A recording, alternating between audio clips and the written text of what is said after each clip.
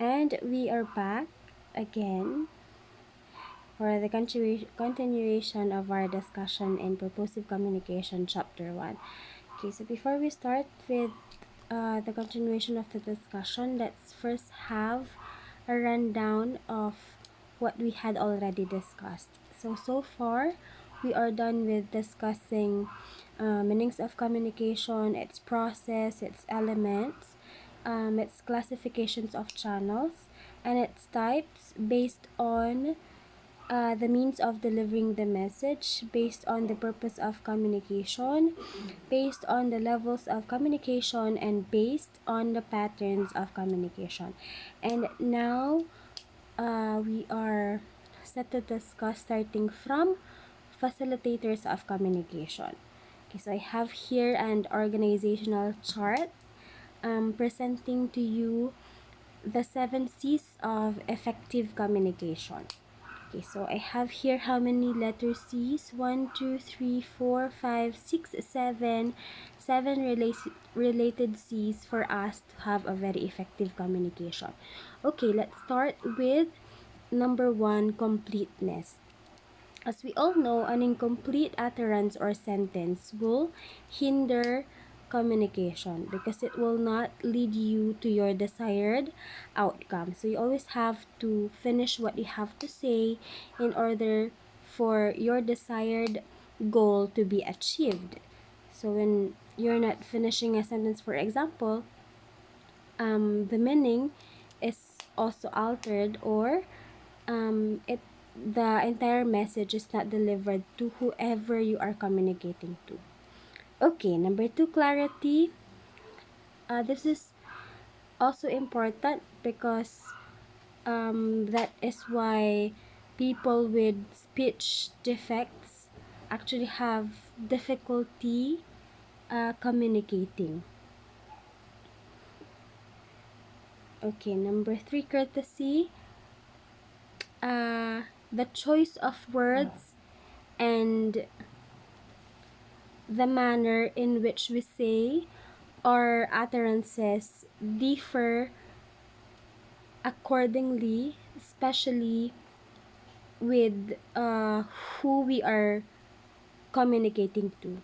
For example, your choice of words is different when you are talking to a friend, in contrast or in comparison to when you are talking to your teacher, your instructor, or your mom or your dad. Okay, and that involves number 3, letter C, courtesy. Okay, number 4, consideration. Perhaps this talks about culture. You may not want to say words that you think are not suited to the way a person is living, or some things that are in contrast to one's beliefs. For example, you are talking about buying crop tops, but the person you are communicating with uh, does not actually wear crop tops because of her beliefs or because of her religion, and that might hinder the purpose of communication, which is understanding. So she might find you weird, or judgment may come in between your communication because of differences in culture and beliefs and the way one lives his or her life. Okay, next, conciseness. It's always better if you say the things that you want to say concisely. Better if it's short, if it's direct, rather than if you are very flowery. um well, it is actually case-to-case basis, because as we all know, communication entails two kinds or two types. We have the oral and then the written. So when it comes to written, we have feature articles, which will call you to be really flowery, or which requires you to be really flowery in your words, and you don't have to be direct there, you have to be imaginative. Okay, but perhaps this is one see in effective communication, because the sole purpose is understanding or comprehension. And if you are flowery, if you're not direct, it could um, lead to many interpretations. Okay. And next we have here concreteness. If something is imaginable, then definitely understanding or comprehension is achieved. Although there is always beauty in complicatedness or in complexity. Just to give you an example, I know that some of you may be aware about the movie series Squid Game. Okay, just a trivia. Did you know that the Squid Game story took 10 years for it to be considered by movie producers, because they thought that the storyline of Squid Game is very complicated, it's very weird, but see how it turns out. It was a big success. Like, nothing in the present has ever surpassed its record, the record that it set in Netflix. So it's the most watched movie series in Netflix up to date. So there's always beauty in complicatedness, in complexity. So you just don't settle in simplicity when it comes to communication. But perhaps this is what it is telling you, because the main goal, as I am always emphasizing, is understanding or comprehension. So perhaps the movie producers were just afraid of pushing through the movie, because they thought that the movie would not be appreciated or would not be easily understood by the viewers. So how could the viewers appreciate something that they cannot understand or that they cannot fathom? Okay. And lastly, we have here correctness. This is also important because an error in pronunciation, for example, can alter the meaning of what you are saying. Say, instance, the word present and present. So the first word is actually a noun, which could mean a gift or at the moment. And so if it's at the moment or present, it could be actually an adverb. So noun or adverb. And for the second word, it's a verb, present. So like show or discuss, present. Okay, so an error in pronunciation can alter meanings, and you would not want to be misunderstood. Okay, so that is the 7 C's of effective communication. Next, we proceed to other attributes. We have the positive attitude, improving communication skills, getting feedback communication skills, goal-oriented communication, using creative alternative approaches, minimizing negative impact, warmth and friendliness, openness and respect, empathy and comfortable environment. Okay, barriers of communication for the next topic. Here are the things that hinders somebody from achieving the very goal of communication, which is understanding or comprehension. Okay, number 1, physiological barriers. What are these? We have a lot of examples actually here. Poor attention due to memory problems. So that's a physiological barrier. It has something to do with the speaker himself, okay, with the communicator himself. Okay, lack of attention. This is rampant with students. So students listening to any discussion, if he is not paying attention, he will not be able to understand.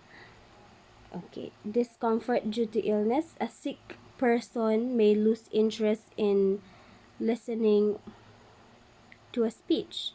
Like, he's more concerned of his health, or he's more concerned of how he gets well fast, rather than paying attention to the information being shared by the lecturer, for example. Okay, poor sensory perception. the speaker or the receiver may have a problem in receiving the message, or with his audio, aural, and oral perception. Here, just like hearing problems, poor listening skills, and this one that I'd like to emphasize on, the information overload. Sometimes students, the information do not really sink in to students because it's already an overload. Like they had lots of topics in the previous subject, and here they come processing another topic, especially if the topics are complex, like in their second or third subject. Okay, information overload na. That is why when in teaching, it also involves process. Like the teacher starts with a motivational video muna. So, nunood muna, relax muna, kukunin muna yung attention span, or siset muna yung mood bago sila sumabak sa isang mahaba-habang at malalimang discussion.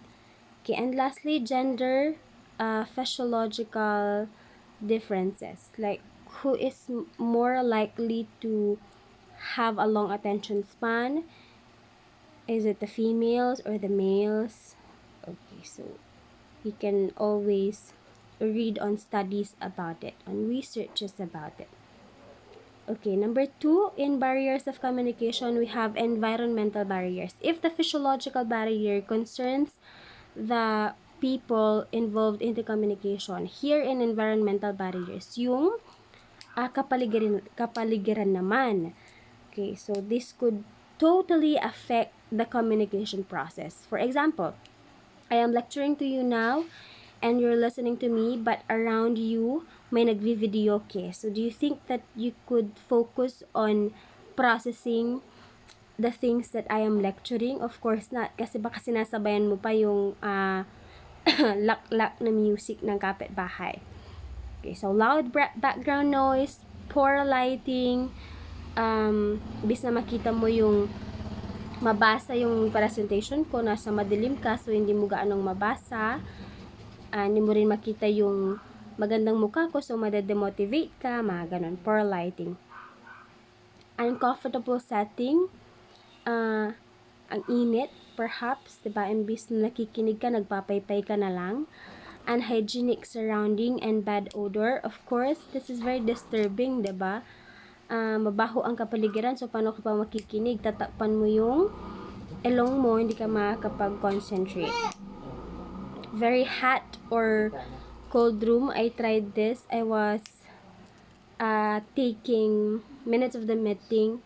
Tapos, ang lamig-lamig doon sa conference room. Tapos, I was pregnant by that time. I really couldn't focus, pero well, I overcame it. I still came up with the output. Pero it's still a barrier. Kasi, imbes na makapag-focus ako sa usapan, isang concern ko rin yung lamig. Ang sakit na ng legs ko because I was pregnant that time. I was taking minutes of the meeting. So, that's a very hot or cold room. And then distance. Like how audible someone could be when you're very near with each other, conscious to when you are far. Pero doon sa channels natin, merong classification. So, kahit na malayo kayo sa isa't isa, pwede naman ng through electronically ang pag-send ng messages. Okay, next.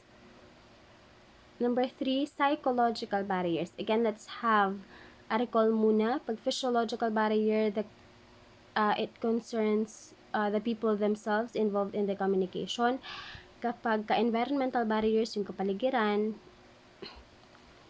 And number 3, psychological barriers. What could this be?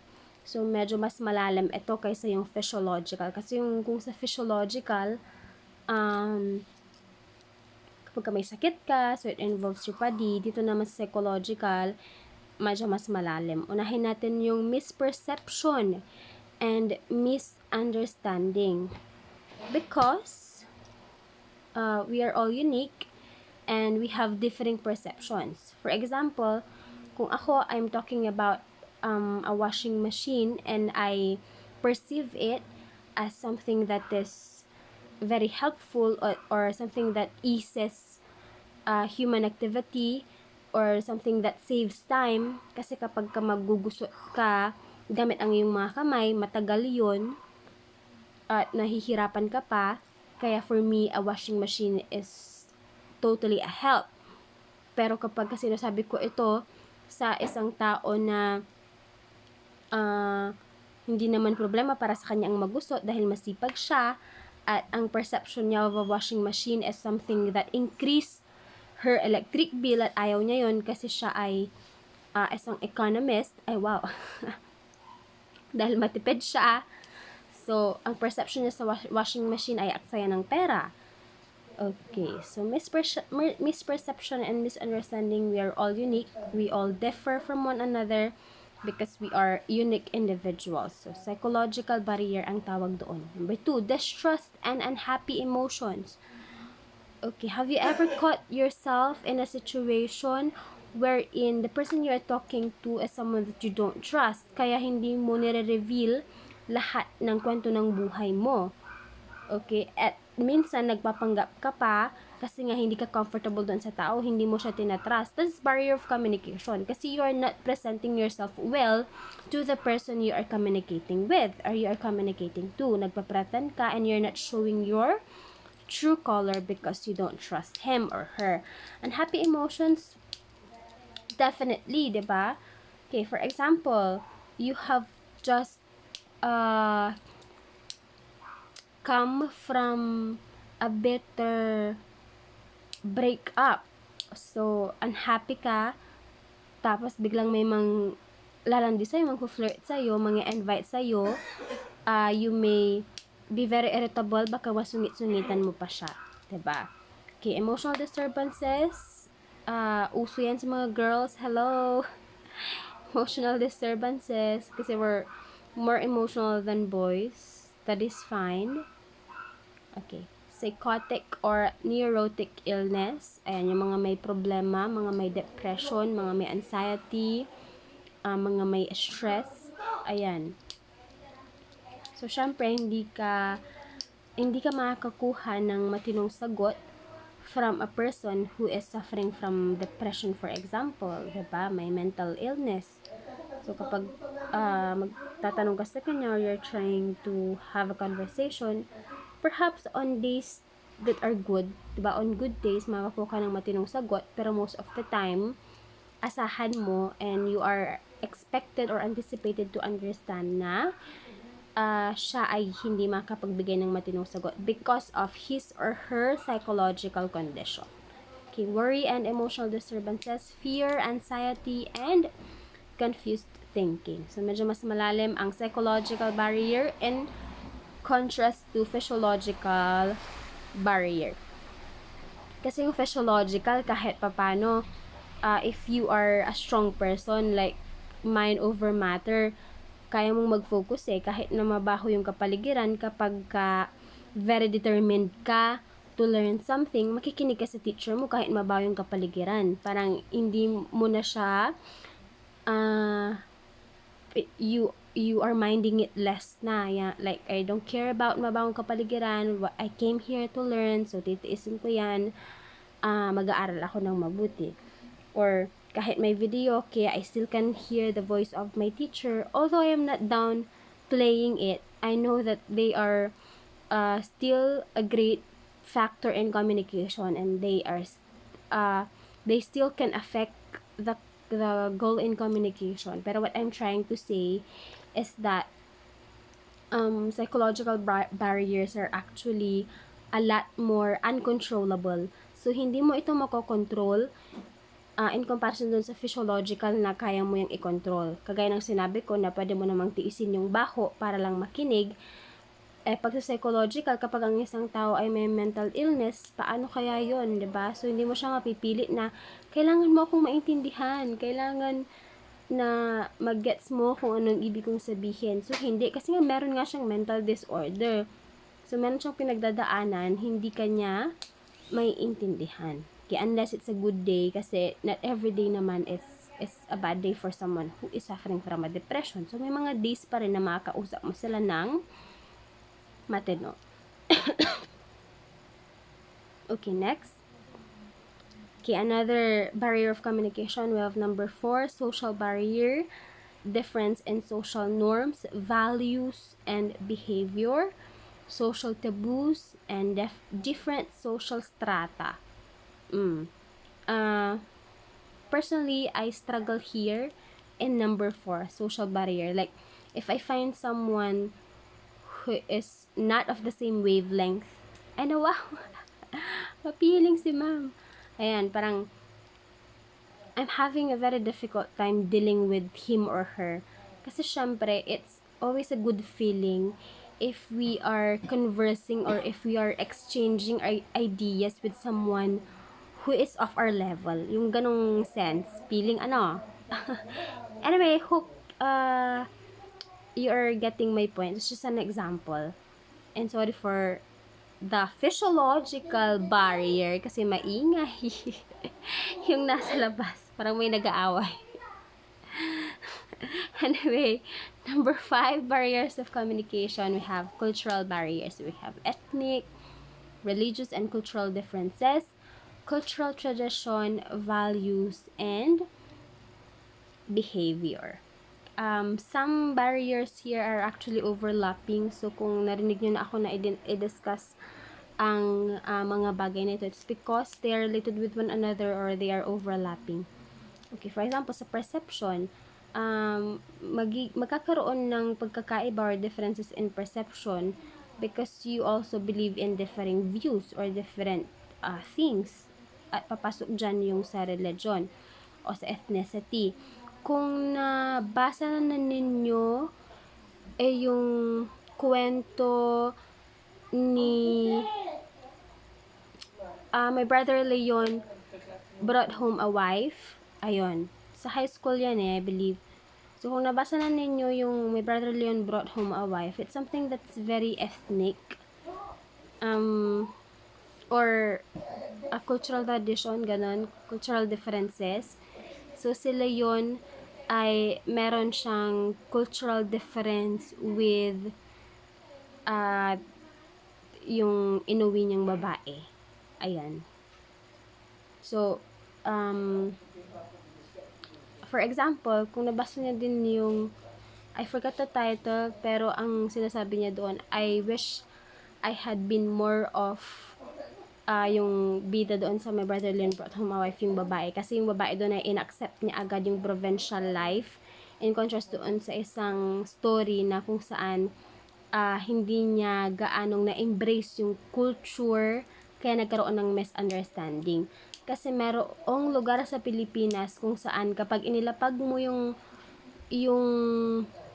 pagkain sa mesa, kahit na intended yun for your own family, for your husband, or for your children, kapag you are living with relatives or extended yung family, kahit na you're not living with them, pero pumasyal sila doon, like culture nila okay lang na kunin yung pagkain.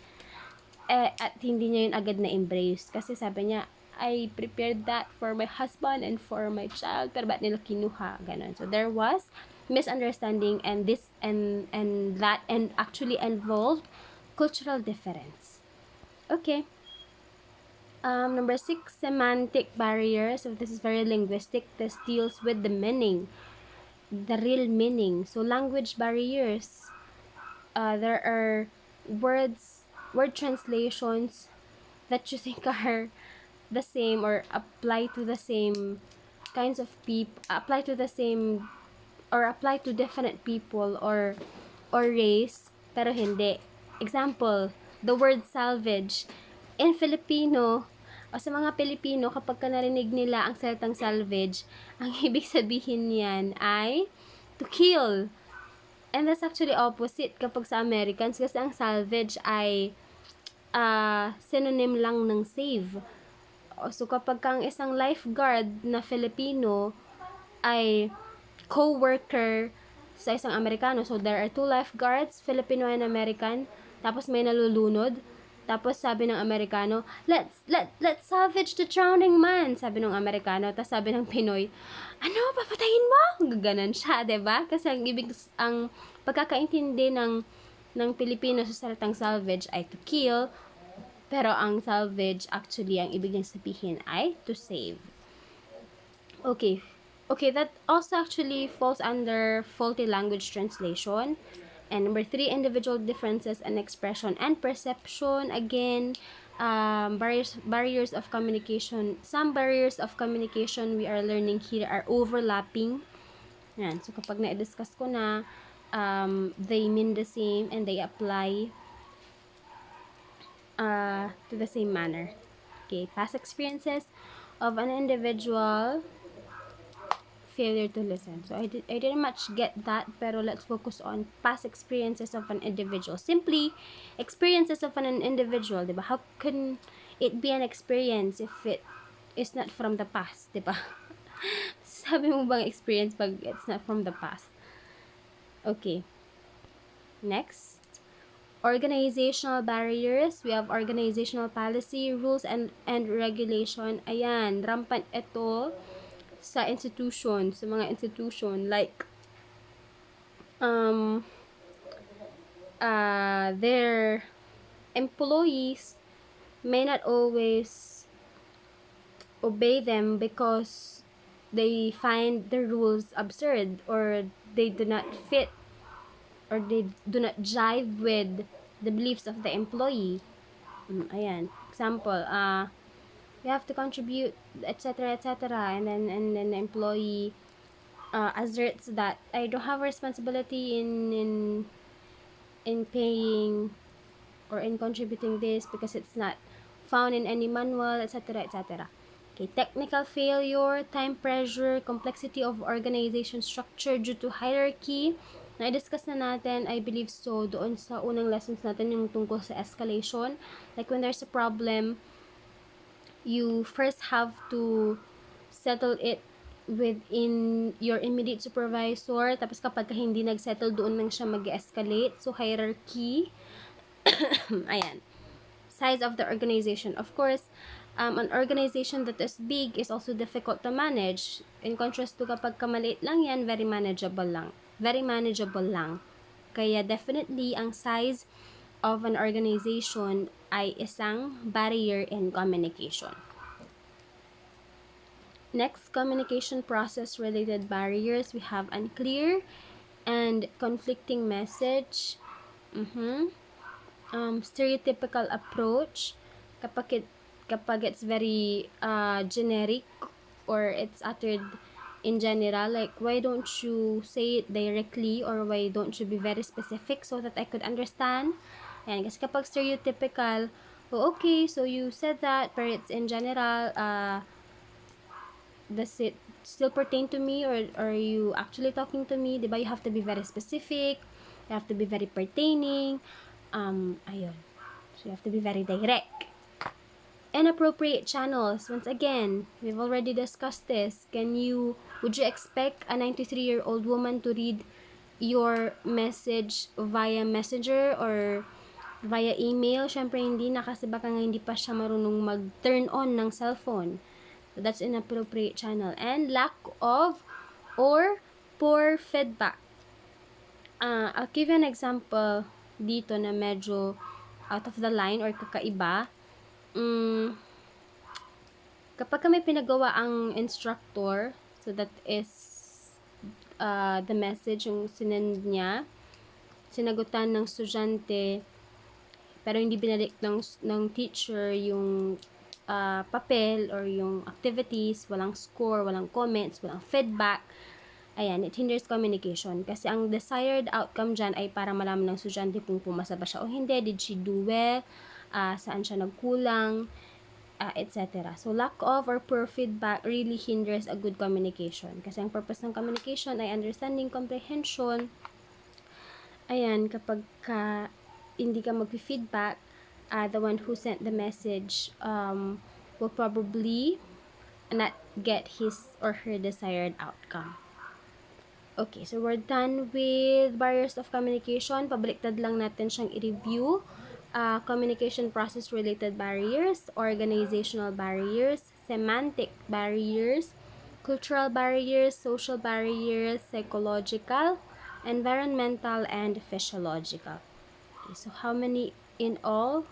We have 8 types of barriers of communication. And now we proceed to the methods to overcome barriers of communication. Of course, if there are barriers, there are also solutions on how we can get rid of them, on how we can be able to control them, o diba? Or at least to minimize them. Okay, so number 1, methods to overcome physiological barriers. We have keep in each other's retention and recollection abilities. Okay, I am hoping na dahil I find you very very good BSESS and Filipino majors. Sana I'm expecting na yung mga fina-follow nyo sa inyong mga Facebook pages or social media accounts ay yung mga kapupulutan nyo ng aral, no? Kasi this is in relation with what I'm going to say, kaya nag-i-intro muna tayo ng konti. Sana hindi nyo lang fina-follow sino makaganda, etc. Yan, yung mga pinapanood nyo, mga prank, ayan. Kung fina-follow nyo yung account ni Art Evangelista, meron din siyang episodes ng adulting 101, ayan, nabanggit ni Senator Chis Escudero doon na mami-measure mo ang katatagan ng isang friendship kapag ka hindi nagkakaroon ng dead air kapag ka mag-uusap kayo when you are in the communication process. So, isang method para ma-overcome yung physiological barrier, dapat may recollection abilities. Diba? You're friends with one another, you don't really care about your environment or any factors that could affect your communication. Tapos retention, ayan, yung sense of control mo, yung patience mo, yung assertiveness mo, and this all could help in how you'd be able to manage your retention. Yung focus mo sa isang bagay, yung hindi ka nawawala. Pay attention during the sharing of information. Ensure each other comfort. Ayan, make sure that you don't cause harm or danger to one another para maging comfortable ang isa't isa sa inyo. Kasi when you trust each other, communication is easy, diba?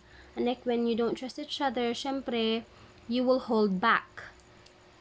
Hindi mo you all out. Okay? Ensure the intactness of sensory perception. The limitation of hearing abilities must keep in mind. Active listening and information overload must avoid. So, say no to instructors na diretsong discussion, etc. Walang segue, walang pa-motivation, walang pa-activity, walang pa-recitation, walang pa-participation from students, pero siya lang nagkasalita stage on the stage. Say no to that. Okay, dapat sa face-to-face, diba, very engaging, you're watching movies, you're having fun, you're watching video clips. Yan, hindi lang puro nakikinig kasi may information overload kayo kapag ka ang ginagawa nyo lang ay nakikinig sa teacher. Dapat, you're also having fun, like you are playing, you're watching movies, which could be a springboard sa topic ninyo. Okay, so things like that. Hindi yung puro sat-sat na teacher. Number 2, methods to overcome environmental barriers naman.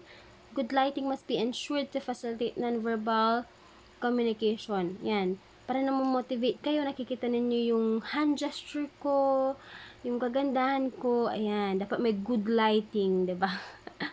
A comfortable sitting arrangement. Okay, I know you get all these na even without me explaining so much about it. A hygienic and odor-free environment. Okay, next. To overcome psychological barriers, happy and trustworthy manner, should not harbor negative emotions.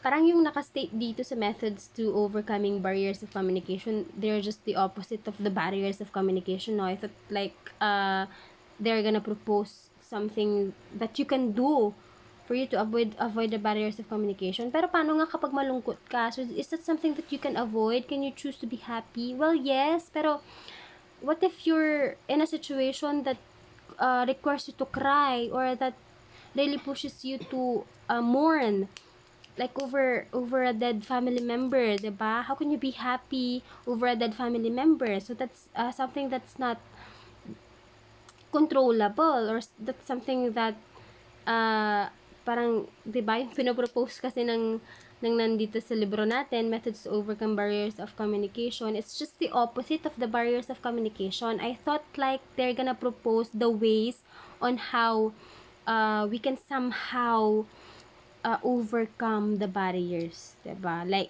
for example, yung mabahong amoy, yung paano kaya natin iisipin na mabango instead na mabaho, mga bagay na ganon, diba? Charing. Okay, anyway, let's continue. Avoid feeling of prejudice, resentment, and antagonism, free from fear, anxiety, and confusion. Paano nga kapag may fear siya? Paano nga kapag anxious siya? Diba? It's something that's medically diagnosed. What if you're medically diagnosed that you have anxiety? O, makokontrol mo ba yun? No, I should be strong, I should not be anxious. Paano nga kapag ka-anxious ka, diba? Like you're medically diagnosed that you have depression or you have anxiety. Anyway, okay. Push na lang natin, diba? Yung pagbabaliktad niya ng barriers of communication. Methods to overcome social barriers naman, the difference in social norms, values, and behavior must be given consideration. At least this is good naman. So, ito, it's trying to propose something that you can do para ma-overcome mo yung social barriers. So, dapat i-consider mo pa rin na, o kahit na hindi mo siya same wavelength, for example, kailangan mo pa rin siyang pakinggan, you have to give chance to her, baka later on, you can discover similarities with one another, so pareho pala kayo ng gusto. At least begin with something that you both like, mga ganyang bagay. Good advice, diba? I can also take that from this book, kasi as I've said, this is where I'm struggling in social barrier. Social beliefs must be kept in mind. Sa'yo na lang, sarili mo na lang, diba? Wag kang, if you have nothing good to say, then don't say it. If you think that what you will say will hurt someone or will judge someone, diba? Just don't say it. Keep it in your mind. Okay. Overcome cultural barriers. Consider cultural differences. Yes. So, hindi ka lang dapat dominating in a conversation. You have to be very considerate of the beliefs of that someone you're talking to. Diba, huwag kang satsat ng satsat. Dapat sensitive ka rin sa mga pinagsasabi mo. Hindi mo na mamalayan na in contrast na pala sa pamumuhay niya o sa paniniwala niya. Okay, consider cultural traditions, values, and behavior. Okay, methods to overcoming semantic barriers. Use the same language. Consider difference in the expression and perception of message. Okay, so if you're using the same message, the same language, then mababawasan yung probability na magkakaroon ng misunderstanding. Okay, so use the same language that is okay with the both of you, that both of you can understand, diba? Kulang siya. Use the language that both of you can understand. Okay, methods to overcoming organizational barriers. Considered organizational policy, rules, and regulation. So, if you will notice, laging consideration, laging give it a try, give it a chance. Like, everything is for a reason. Just have to respect it, consider it. Ayan. So, wag mong pangungunahan, hindi porke hindi sang-ayon sa'yo ng konti, i-dismiss mo na. You have to give it a try, give it a chance. So, bakit kaya kung subukan kong mag-contribute? Kasi for the good of the institution naman. For example, like, the fund is going somewhere, it is, for example, donate sa mga typhoon victims, etc., etc. Organization structure must be simple and non-complex. That's right. Should be direct and specific.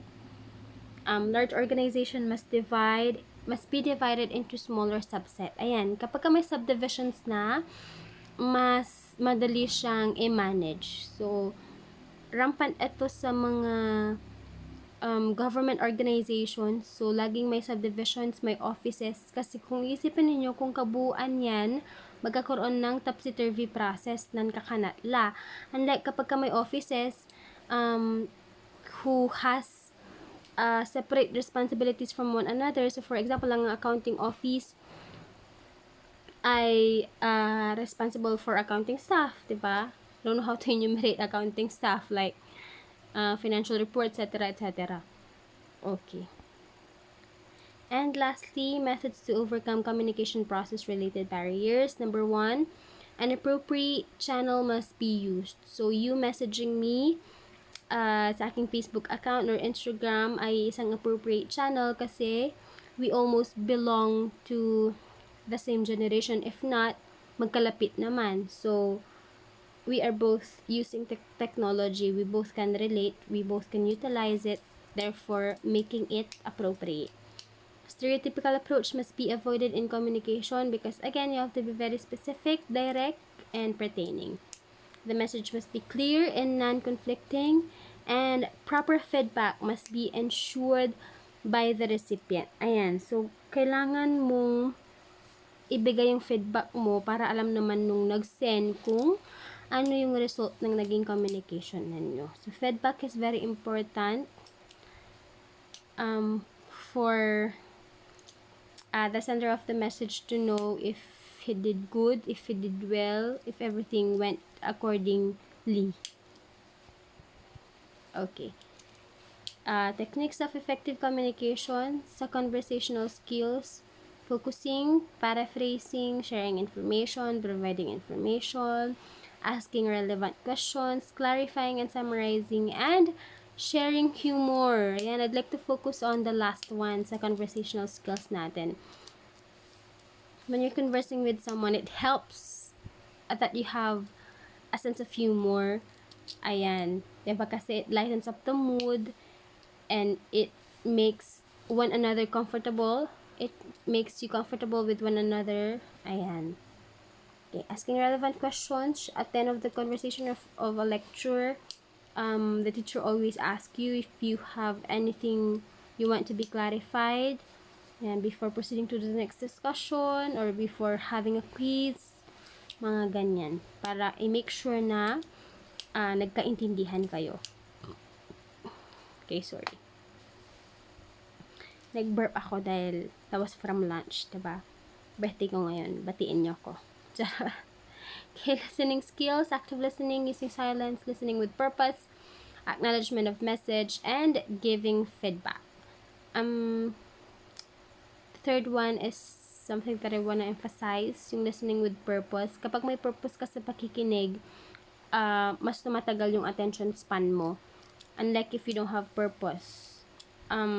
Although, sa entertainment, wala kang gaanong significant purpose doon aside from wanting to be entertained, diba? Aside from wanting to rest or relax, ayan, nakakatagal pa rin ng attention span yun kasi you're entertained nga. And laughter is always the best medicine or mode of relaxation, etc. Pero what is being referred here in listening with purpose, it is something that would motivate you to last until the end. For example, nakikinig ka sa akin kasi gusto mong mag-cum laude. Ayan, perhaps hanggang sa dulo ng lecture na ito ay mapapanood mo pa, baka nga gustuin mo pang more, di ba? Kapag aiming ka for Latin honor. And techniques of effective communication, technical skills category, using touch, using nonverbal cues, sharing feelings, sharing observations, sharing hope, presenting reality, and sharing empathy. Okay, so that would be all for our discussion of chapter 1, processes, elements, meanings, channels, different types of communication, barriers, and the ways on how we could deal with the barriers. Okay, I will post an activity sa MS Teams natin, abang-abang. I will inform you na rin through GC. Tapos na natin ang buong chapter 1. So, expect na sa susunod na face-to-face. Medyo mahabang quiz ito. Tapos, before proceeding to the next chapter, performance tasks muna tayo, activities, quizzes, ayan, bago chapter 2. Okay, so that would be all. I hope you had fun. I hope you had learned a thing or two. At nagsisimula pa lang tayo. Expect more of these. Anyway, to give you an idea about your performance task, you can select from the types of communication. Like I will ask you to form a group of 5 siguro. Tapos, it's up to you what type of setting you will be in showcasing communication. So, is kung nasa organization kayo, nasa school, or nasa bahay, any setting would do. I'll just explain and come up with a written mechanics for clarity. So, hindi siya oral. Gawin natin siyang very formal through a written document. Of course, may rubrics din to guide you sa kung paano kayo magpo-perform. Costume is, yeah, little required. It's also important para, kasi face-to-face na tayo eh. We're, slowly transitioning back to the normal days, the normal times. It's very exciting, diba? Kasi hindi natin to nagagawa nung online pa. So, ibabalik na natin siya. So, that is it for now muna. Clarification, discussion, you can comment down below or sa GC natin. Goodbye. Have a very good night.